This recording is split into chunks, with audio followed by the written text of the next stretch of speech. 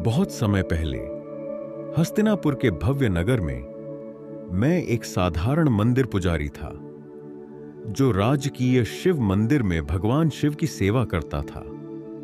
एक शुभ सुबह जब मैं गहरी प्रार्थना में डूबा हुआ ओम नमः शिवाय, ओम नमः शिवाय, ओम नमः शिवाय का जाप कर रहा था, तब राजकुमार दुर्योधन की पत्नी रानी भानुमति मंदिर में प्रवेश करती हैं। नमस्ते गुरुजी, आज मेरे प्रिय पुत्र का जन्मदिन है। इस आनंदमय दिन पर मैं आपको 100 स्वर्ण मुद्राओं से भरी एक थाली भेंट करना चाहती हूँ। कृपया इन्हें स्वीकार करें और प्रभु से प्रार्थना करें कि मेरा पुत्र एक शक्तिशाली योद्धा और सदाचारी पुरुष बने। आपकी उदारता असीम है महारानी। युवा राजकुमार सदा मजबूत, आनंदित रहें और कुरुवंश को सदैव गौरव प्रदान करें। आज ही मैं उनके दीर्घायु और कल्याण के लिए विशेष पूजा करूंगा। इन शब्दों के साथ रानी भानुमति ने चमकती स्वर्ण मुद्राओं की थाली मेरे हाथों में रख दी और चली गई। मेरा हृदय आनंद से उछल पड़ा। पूरे दिन मंदिर के कार्य करते हुए मेरा मन शाम को पत्नी और बच्चों के लिए क्या क्या खरीदूंगा, इसके सपनों में खोया रहा। सुंदर वस्त्र, मीठी मिठाइयां, बच्चों के लिए खिलौने, इन सुखद कल्पनाओं में इतना खोया हुआ था कि संध्या समय महल के मैदान से घर लौटते हुए थाली से एक मुद्रा फिसलकर पास के तालाब में हल्की छपाक की आवाज के साथ गिर गई। अरे नहीं, मेरी मुद्रा पानी में गिर गई, मुझे इसे तुरंत निकालना चाहिए। संध्या गहरा चुकी थी और पानी अंधेरा था। मुद्रा दिखाई नहीं दे रही थी। फिर भी मैंने लंबी डाली से टटोलना शुरू किया। एक भी मुद्रा खोने का इरादा नहीं था, लेकिन भाग्य ने कुछ और चाहा। रानी भानुमति गुजरते हुए मुझे देखती हैं। गुरुजी, आपको क्या कष्ट है? आप तालाब में क्या ढूंढ रहे हैं? क्षमा करें महारानी, आपकी उदार मुद्राओं में से एक फिसलकर पानी में गिर गई। मैं उसे निकालने की कोशिश कर रहा था। आप हमारे मंदिर के पूज्य पुजारी हैं। एक मुद्रा के लिए खुद को क्यों कष्ट दें? चिंता न करें, मैं आपको उसकी जगह 100 मुद्राओं की एक और पूरी थाली दूंगी। उन्होंने दासी को बुलाया, जो शीघ्र ही सोने से भरी एक और थाली लाई, और मैंने उसे कृतज्ञता से स्वीकार किया। उस रात मेरे परिवार ने 200 मुद्राओं को देखकर आनंद मना लिया, किंतु मुझे स्वयं चैन न मिला। मेरा मन उस एक खोई हुई मुद्रा पर अटका रहा, जो तालाब के तल में पड़ी थी।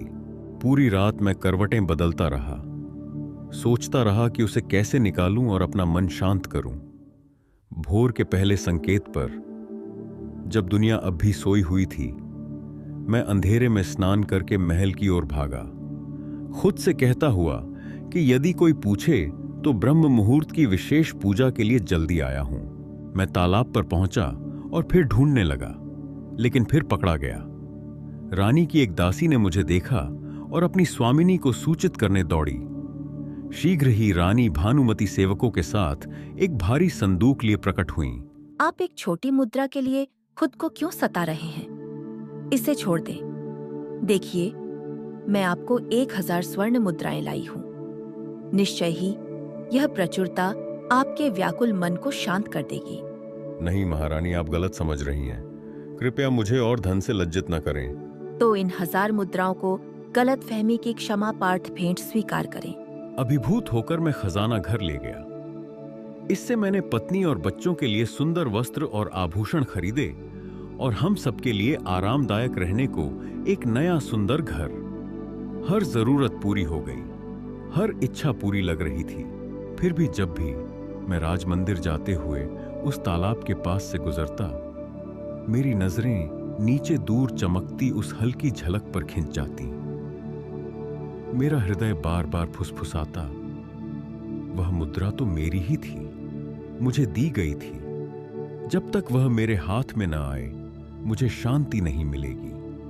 वह एक गायब मुद्रा मेरे सारे आनंद को विषाक्त बना रही थी और मुझे सदैव असंतुष्ट छोड़ रही थी।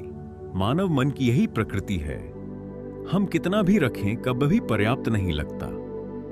सबसे छोटी कमी दुख का पहाड़ बन जाती है। एक दिन जब रानी महल से कहीं बाहर गई थी, मैंने अपना अवसर देखा। मैं तालाब में उतरा और बहुत प्रयास के बाद आखिरकार उस खोई मुद्रा को पकड़ लिया। अब मैंने सोचा मेरा मन शांत हो जाएगा, लेकिन अगले ही दिन रानी भानुमति मंदिर में मुझसे मिलने आई। मैं आपकी कैसे सेवा करूं महारानी? मैं आपको बधाई देने आई हूँ गुरुजी। बधाई किस लिए? मैंने सुना है कि आपने आखिरकार तालाब से अपनी खोई मुद्रा निकाल ली है।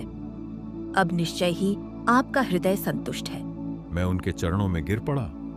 क्षमा करें महारानी, आपके सामने यह अयोग्य दृश्य देखने के लिए।